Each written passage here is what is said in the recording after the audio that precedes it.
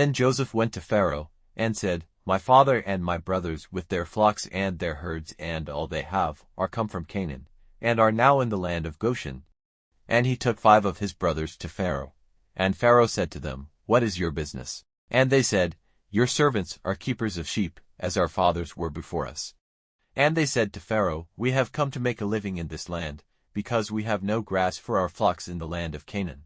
So now let your servants make a place for themselves in the land of Goshen. And Pharaoh said to Joseph, Let them have the land of Goshen. And if there are any able men among them, put them over my cattle.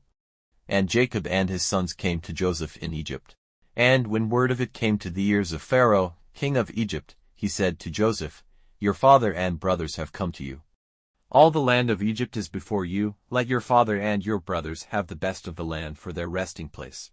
Then Joseph made his father Jacob come before Pharaoh, and Jacob gave him his blessing. And Pharaoh said to him, How old are you?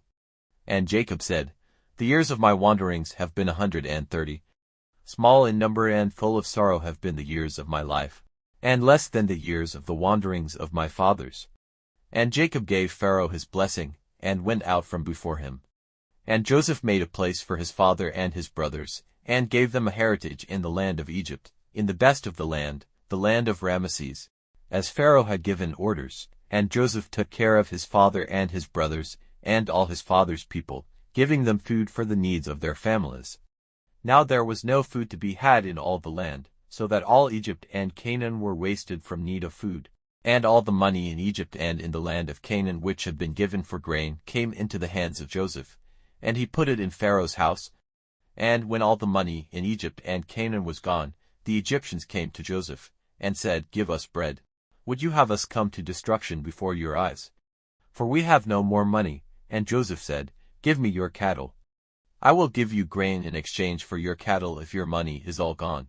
So they took their cattle to Joseph, and he gave them bread in exchange for their horses and flocks and herds and asses.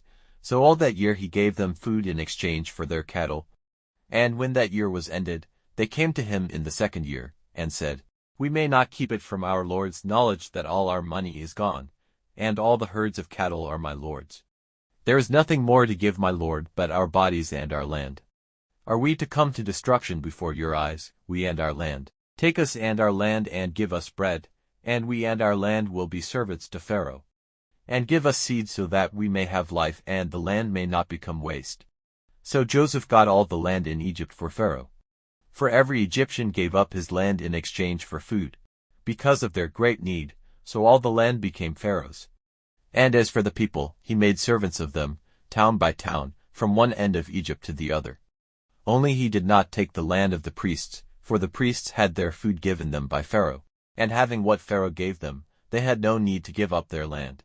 Then Joseph said to the people, I have made you and your land this day the property of Pharaoh.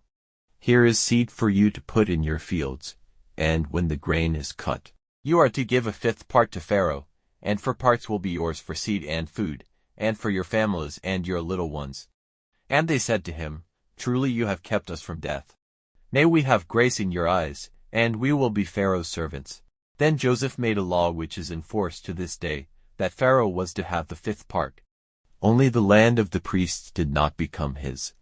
And so Israel was living among the Egyptians in the land of Goshen, and they got property there, and became very great in numbers and in wealth. And Jacob was living in the land of Goshen for 17 years. So the years of his life were 147.